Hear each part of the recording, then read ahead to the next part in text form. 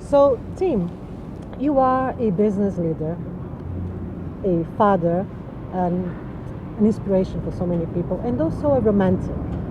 And in your book, The Business Romantic, you mention something that is very interesting. You say that people underestimate the importance of romance in business. What do you mean by that? What's behind this idea? Well, it took me about 40 years to realize that. And usually when I talk to people about business and romance, they shake their heads and say, oh God, this, the two do not belong together. Because business is the very opposite of romance. It's about numbers, it's about the rational logic of managing business, it's about minimizing risk, it's about being in control. And romance is the very opposite of that, right? It's about losing yourself. It's about adventure, it's about overstepping boundaries, reinventing yourself. But I think the two belong together. First of all, it's a defensive posture. Romance is a rebellion. And when you look back at the original romantic movement of the 18th, 19th century, it was a rebellion against the Enlightenment, against the idea that the world can be explained by scientific rationality. And I think we're now at a point again where we're suffering from a profound disenchantment. Now it's because of the datafication, the digitalization of everything, and this belief, which is very much a Silicon Valley-driven paradigm, that the more data we have, the better we can explain the world, the better we can manage it, we can maximize it and optimize it. And romance is very much, I think, a defense against that. Romance is a container that lets us be human, lets us be emotional, unpredictable, elusive beings that we are.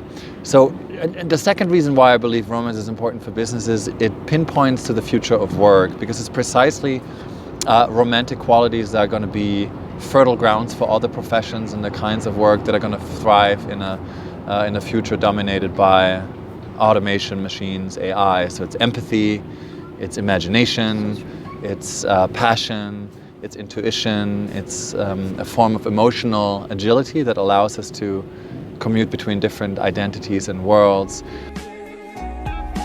In your book, The Business Romantic, you mentioned the rules of enchantment. I love that.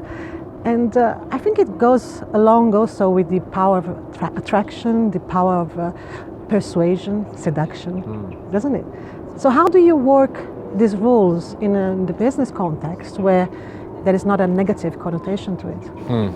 Well, first of all, I think we need enchantment, re-enchantment. We live in times that have been disenchanted. And we used to get enchantment from places such as religion or magic, rituals, and we have engineered them out of our modern Western lives for the most part. Or they're now coming back in the disguise of business. We call it experience economy.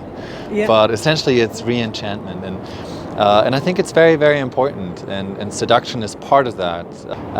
There is a danger, though, I think that we're becoming very sort of antiseptical, and we're banning all kinds of emotions from the workplace, and we're trying to police them, and we're trying to create a workplace that is just completely neutralized, devoid of any emotions and passions.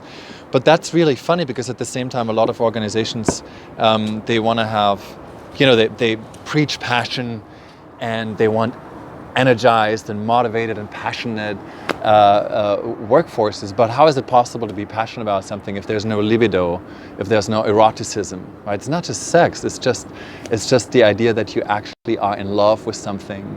And you might not even understand why. Inspiration is all about being in love with an idea, with a project, and seduction is a part of that. I think seduction is something that a computer can never do, that a machine can never do. It's something inherently human, because it's something, basically what it means at the core is that you tell another person you are greater than you can imagine.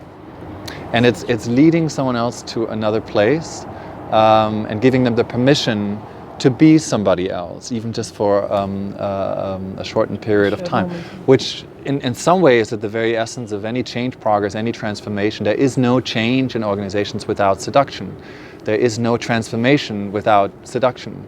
There is no inspiration without seduction. And the most effective leaders are masters of seduction. Now with that comes, of course, a lot of responsibility and restraint, right? It's a power that you have, and you have to use that power very, very carefully without hurting or abusing other people's feelings. So there's a fine line between seduction and manipulation. But I think it's important, like romance as well, I think that we're rehabilitating that and that we're allowing a space for seduction. And at the end of the day, any idea, any company, any brand, any leader is about seduction. Seduction is the very opposite of brute force, right? Absolutely. It's the very opposite of a machine-driven brute force. So in that sense, it's very human. We just have to master it. We have to become very aware of it, and we have to refine it. But I'm all for creating a space for seduction in the right way in business. And that's why we can't wait to see you on the stage talking about seduction, Gallery of Ideas, because together with everything that you are doing and all the inspiration you're giving to the world, there's so much that you're doing that involves bringing that awareness that is so much needed today. And there are not many people that are able to do it in the way you do, gracefully and respectfully. So, chapeau. Very good. I'm very, very happy that you are coming to explore more of that. Oh, looking forward to it. Yeah, and it's great that you chose that. I mean, that's why I was very attracted by it, because I think it's a bold, especially in this day and age, it's a bold choice of a topic, seduction. It is. And it's complex, but I think it's very important that we just, that we have a conversation about it and that we talk about that. Yeah. Yeah, absolutely.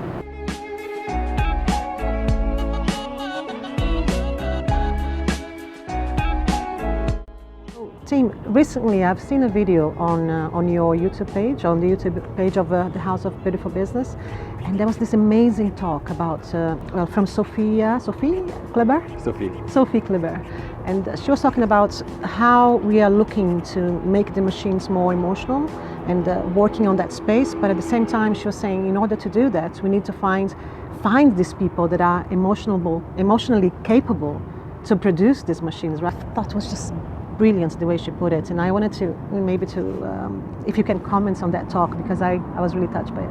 Yeah, no, it was a great talk, and that's her daily work, is to think about how to make machines more emotionally intelligent. She said essentially machines are, if I understood her correctly, she spoke at the House of Beautiful Business, and she works for an advertising agency, digital agency, huge, and she's basically saying, well, machines ultimately are replicates, and they're going to mimic what we teach them. It's a matter of input. And if we want machines that are empathetic and sensitive and considerate and emotionally intelligent, then we need to actually first train ourselves to be really emotional. And so I've come a little bit, like I kind of pivoted there. Like if you would have asked me like 2 years ago, I would have said, well, we don't need emotionally intelligent machines, because why? I think emotions is sort of an exclusive domain for humans, and yes, they can simulate emotions, but they will never have emotions. So let's not fool ourselves. But it's happening. And it's happening. Yeah, it's exciting, and it's absolutely frightening at the same time, because there is now artificial emotional intelligence that is becoming better and better at reading our emotions and ultimately manipulating our emotions. And so the line between what is human and what is artificially crafted is becoming blurry. But I think now, and that's sort of the pivot that I went through, now I'm thinking like, well, yeah, machines will be are a reality. They will be an integral part of our workplace.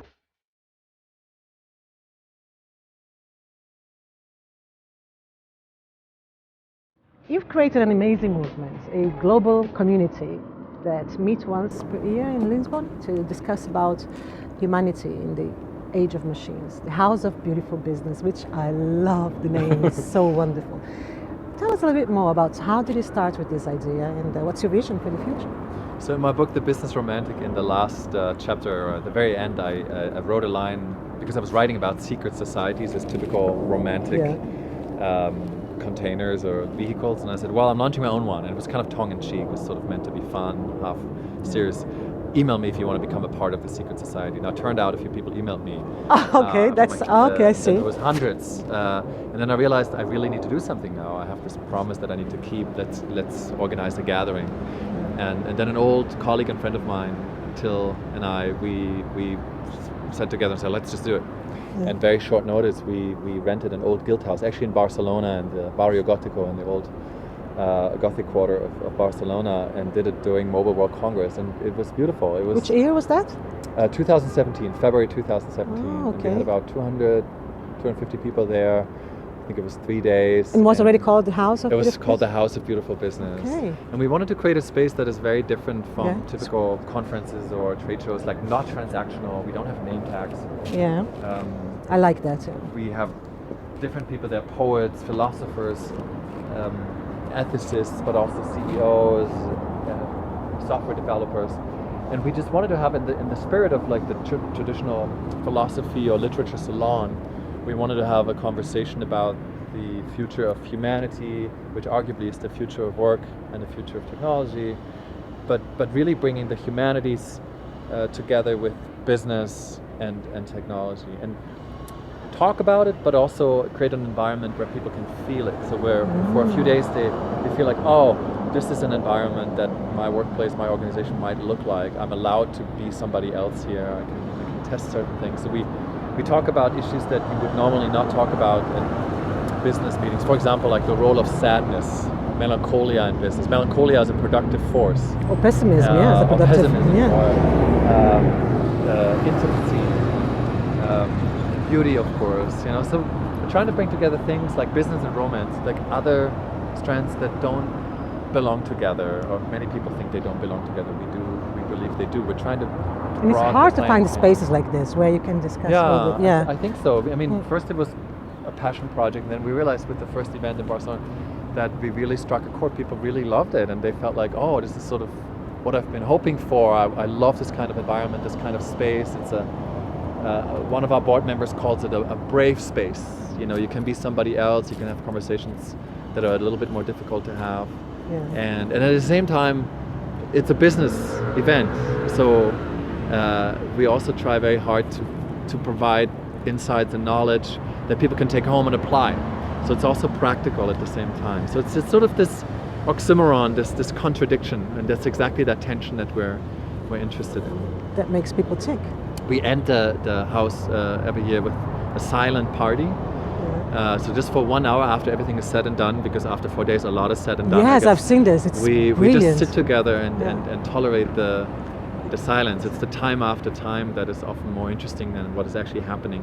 And how do the people feel after that experience? Do they feel like after a session, I don't know, meditation session or mindfulness, they feel like they're completely relaxed, or they feel like stressed? How do they feel after the session? Most people feel or exhausted. Pumped, I don't know. exhausted for sure. Exhausted for sure. And we had people say, like one participant said after the house, why can my whole life not be like that?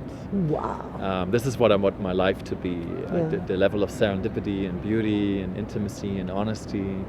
But it is intense, and it's only once a year for that reason.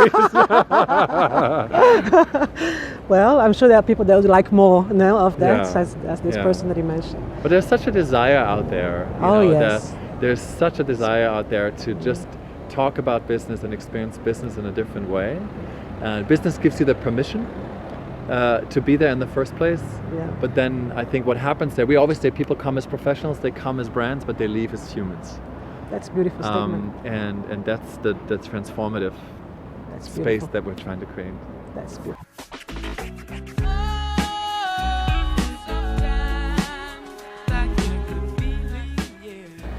Tim, what is the difference between successful and unsuccessful people? So I have a hard time with that question because I don't know what that is, successful people. like define that. I mean, it depends really how you define success. So for some people it's commercial success and business success, or it's wealth. For many of us it's health and well-being and happiness, I guess, or family. I think for me success means that your life is becoming your work, or your work is your life, and they're just sort of congruent. And I'm doing something that I believe in and that I love and that I hopefully get better at the more I do it. That's successful for me. So I think if you define success that way, then I think the difference between successful and unsuccessful people is that the successful people are people who have sort of found their calling. They found something they really believe in and they love doing it, more or less, and they pursue it. And I think that's really key, I think, to being a successful person, isn't it?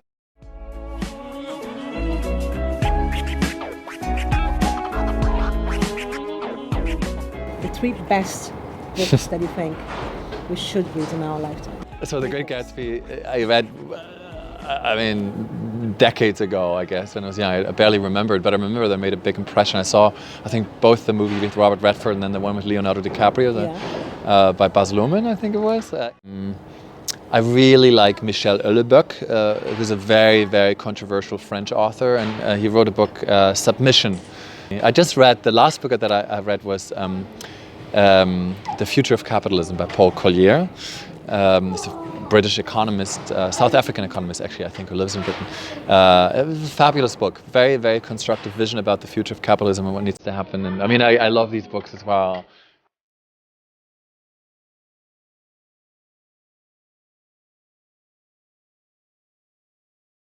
Tim, if you could go back in time and revisit some friends back in history, where would you go and who would you meet and have a nice conversation? I would like to meet my grandfather because I never met him.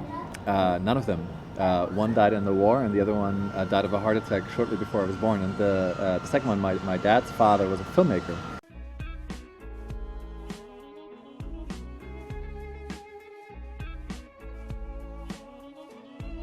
Do you Google yourself? All the time, at least once a day. How else would I know that I exist? Love it. And it's a wrap. It's fantastic. I like this quick ones like this. Just in time because the battery's dying. There's nothing else to say, really. It's cool. Cheers. Lovely. Oh, nice. Very nice. Oh, nice. How would I know I exist without Google? Oh, fantastic. That was good.